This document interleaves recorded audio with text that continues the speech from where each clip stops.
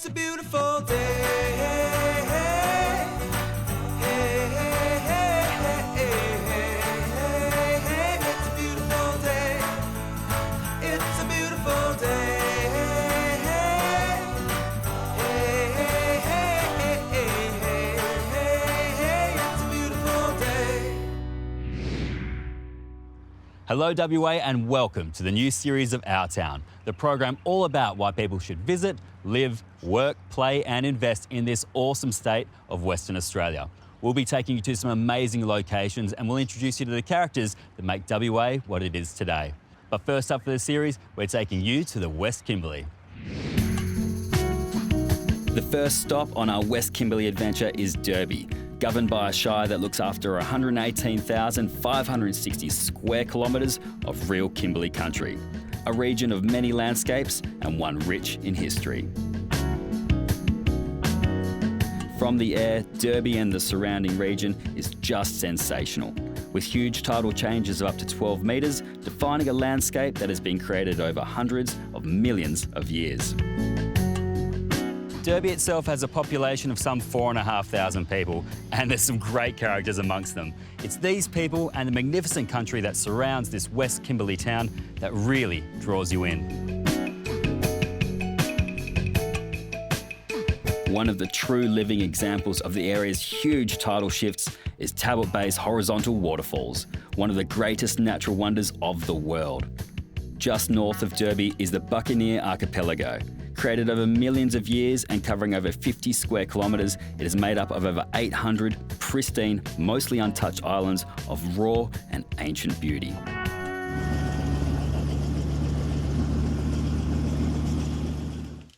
How's this for a pretty special way of getting out to the best remote fishing spots not far from town? This is just superb. From Derby, you can jump aboard a chopper for a spot of heli fishing, and within minutes, you're amongst barramundi country. So, Coggo, how long has heli fishing been going on for up here? I think it's about 10 years it's been going on for now, and yeah, it's a fantastic thing.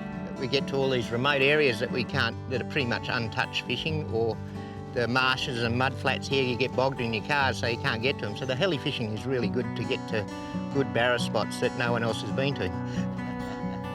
There's not many places in the world where you can get into a chopper and just drop into a remote waterhole and drop in a line. And we're only a short trip from Derby. Next on the agenda, we're going to jump on a boat and check out the deeper waters, and one of the most popular things that locals like to do in their spare time. We're making our way up the local creek systems for a spot of mud crabbing, which is apparently at its best when the tide is coming in. So, Richard, what kind of crabs can you expect to find in this creek system? Well, in this creek system here, which is one of the local creeks up here, you'll be chasing the brown mud crab, which is, our more common crab up here, which is 120 across the gauge. Whoa, you beauty! Richard, what do we got here? That's dinner. Look at that, for sure. Look at the size of this beauty. They sure do breed them big up here. But you've got to be careful. These claws could crunch through one of your fingers. But guess what I'm having for dinner tonight? The waterways around Derby seem to go forever. And now Richard is taking us to some of his favourite fishing spots. The King's Sound has a number of creeks north and south of town, and there's no shortage of secret little spots that only the locals know about. Plenty of big fish to be caught in the Sound. Fish of the season so far is 1.2 metres for a barramundi, which is a pretty big fish. It's not limited to barramundi up here. You'll get your threadies, a lot of reef fish around here, a lot of pelagics. But yeah, it's a great piece of country down here, and people travel long distances. So yeah, it's a lot of fun. This is what it's about. This is the Kimberley lifestyle. Hang on. Are you getting a run? I think so. Yeah. Yeah, go for a mutt. I think you got him. Come on. Oh, hang on. Here he is. Here he is.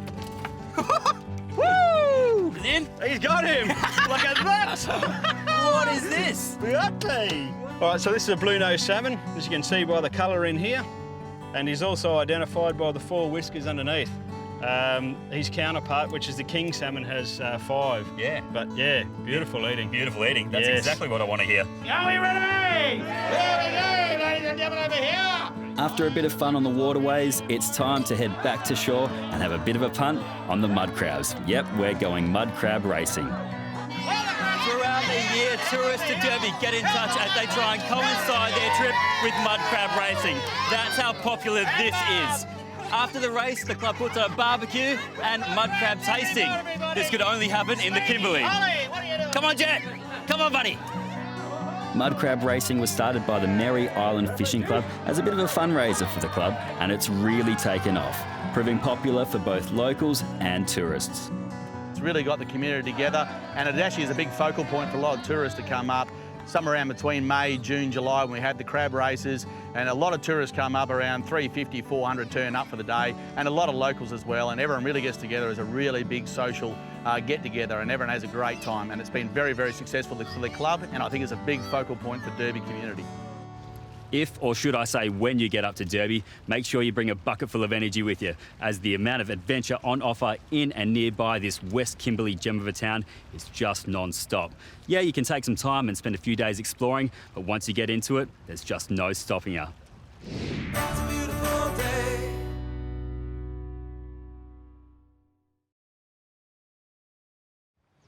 We're going to drop it back a pace now. We've already shown you the recreation and adventure on offer in Derby, but there is so much more to this West Kimberley town. Derby is actually located on an ancient sand dune on the edge of the King's Sound, surrounded by mud flats and home to the highest tidal variation in Australia. The town is uniquely West Australian, with a countryside dotted with boab trees, which also line the wide main streets, originally designed to accommodate the camel teams of years gone by.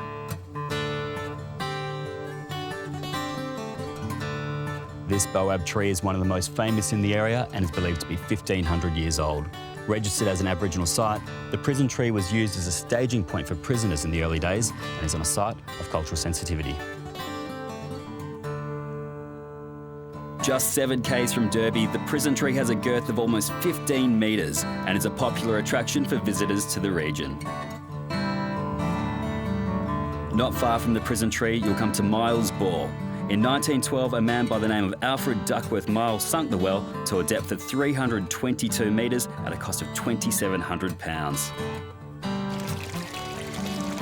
The water from Miles Bore was used to fill this 120-metre long cattle trough, known to be the longest in the southern hemisphere. Thousands of cattle would have stopped and drunk from the trough, with the water rumoured to hold therapeutic properties. One of the best ways to check out Derby's beautiful countryside is via the Joonju Botanical Trail, just 5 k's from town. Informative plaques guide you through the 3-kilometre trail, explaining the various species of flora and fauna along the way.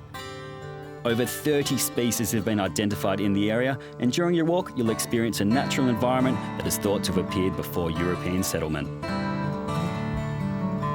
You can pick up a book from the Visitor Centre, which has lots of info on what you'll discover on your journey. And depending on your pace, the trail takes about an hour to complete. So take your time and enjoy the walk.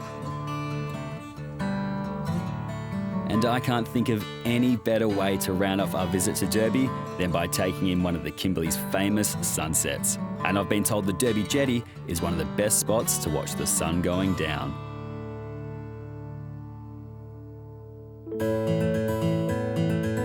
Next stop on our West Kimberley adventure, and we hit the road early for Fitzroy Crossing, just under 3 hours drive east from Derby and the gateway to Geeky Gorge.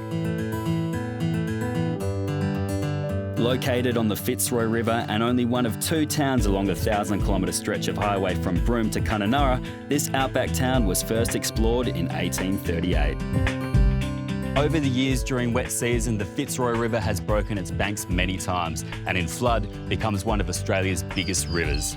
This is one of the Kimberley's most important and iconic waterways, and when the waters are flowing, it's one of WA's best for fishing barramundi. Fitzroy Crossing had its first bridge in 1935, and during the wet, the bridge could be closed for several months at a time. However, a new, stronger crossing was built in 1974 and is now the gateway to the north for many a traveller. The Kimberley is well known as a place of many cultures, and Fitzroy in particular has a strong Indigenous influence via its many regional communities. Munkaja Arts is a community of local artists where Indigenous culture is shared via a love of traditional art.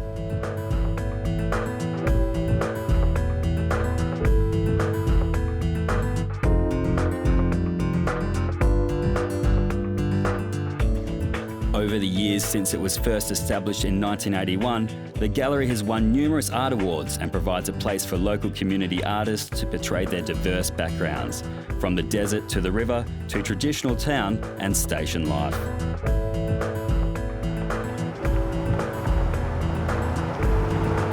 Last stop for the day, and we've made it to Geeky Gorge, just 20 k's from town. From May to October, the best way to experience this beautiful national park is via a 1-hour boat tour. I'm really looking forward to this.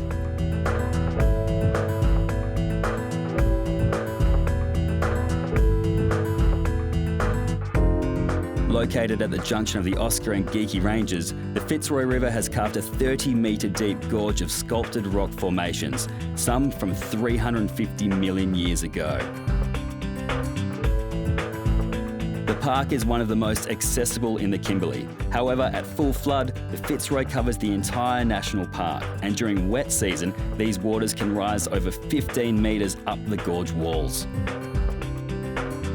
The remains of an original reef formed by algae and lime from the Devonian period are now profiled in the limestone cliff walls, where floodwaters have turned part of the walls white. Not a bad way to round out the day at Fitzroy Crossing. There's some magnificent countryside out this way, so well worth a few days stopover. But make sure you drop by the local visitor centre and they'll make sure that you don't miss out on anything in this amazing part of the Kimberley. It's a beautiful day.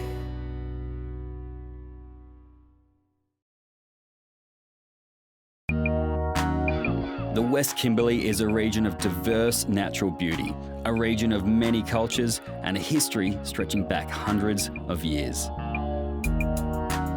The gateway to the amazing West Kimberley is the port town of Broome, Australia's pearling capital, which is fondly recognised as the Pearl of the North.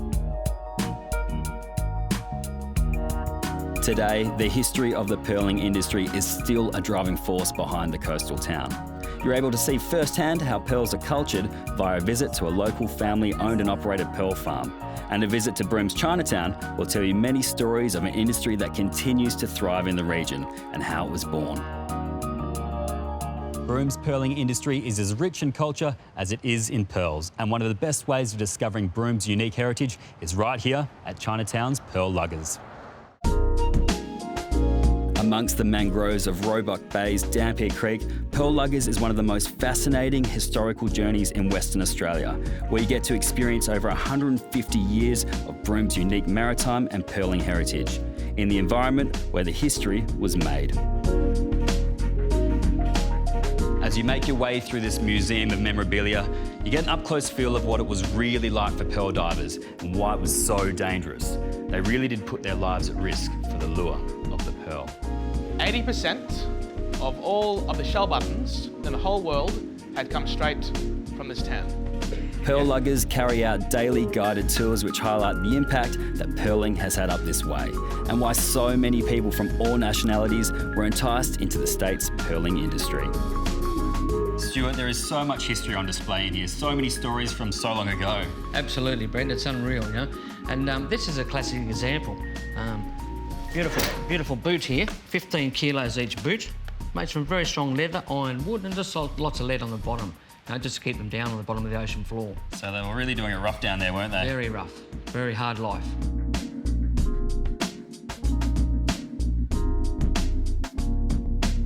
As well as getting an authentic insight into the history of pearling and its many tales of hardship, adventure and intrigue, you can also experience the finished product by viewing an exquisite selection of Broome pearl jewellery in the Pearl Luggers Jewellery Showroom.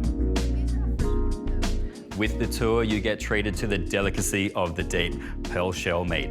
Currently retailing for around $120 a kilo. It's pretty rare, so you won't find it on many restaurant menus. It's got a different taste to it. It's quite soft, but also has a firm texture. This is a real bonus on the tour, and one I'd definitely recommend.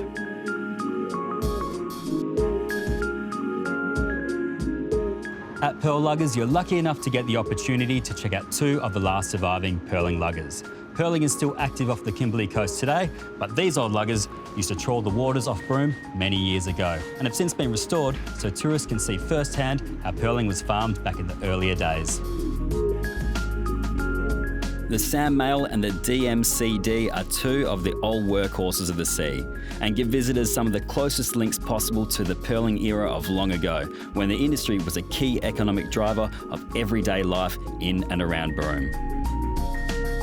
If you want to know all about Broome's pearling history, the Pearl Luggers is where you want to be. It's all about the sea, the men, the legend. So much care, work and detail has gone into this attraction, it is just sensational. And it's given me a whole new insight into Broome and why it is what it is today. It's a beautiful day.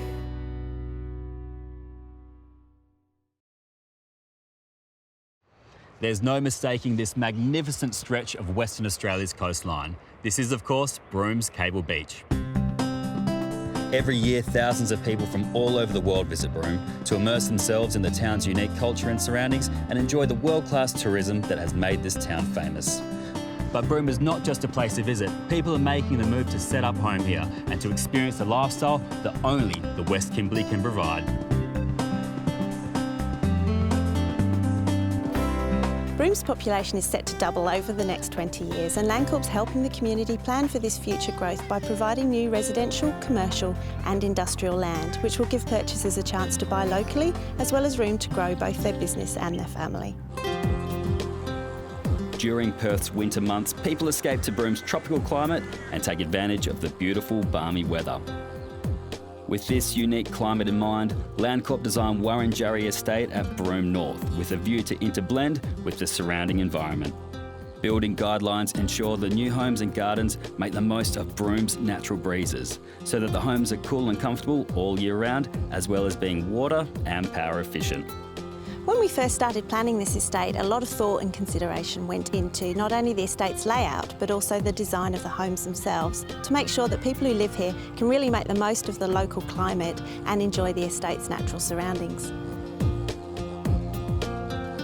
When this estate was drawn up, designers made a point of creating the blocks of land so that the new homes would get the required airflow to be cooler in the warmer months. So that families could grow with the estate development, the Broome North Primary School was integrated into the overall concept, ensuring families could really set up home here.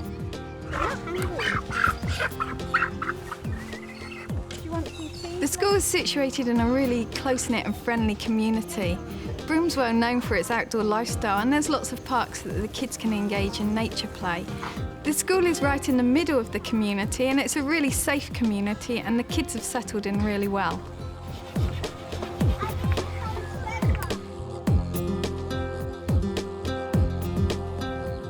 At Broome North, there's a strong community bond between local residents, and Landcorp regularly organises community events such as barbecues and outdoor movie nights. A new community hub will be established featuring a new supermarket, medical centre and childcare facility. And Broome North's residents are the first in Broome with access to the national broadband network. One of the best things about living in a town that's so popular with tourists is that you too get to enjoy everything that Broome is famous for. But there's so much more to Broome than just tourism. Broome's tourism sector is really strong. It's fantastic because it provides a very livable, enjoyable place to live. However, we've got a really great opportunity in the underlying sectors of business services, manufacturing, construction. That's all part of a regional growth development plan that's driven by the state government that we're feeding into, and so there's heaps of opportunities here for people to live and work and grow businesses.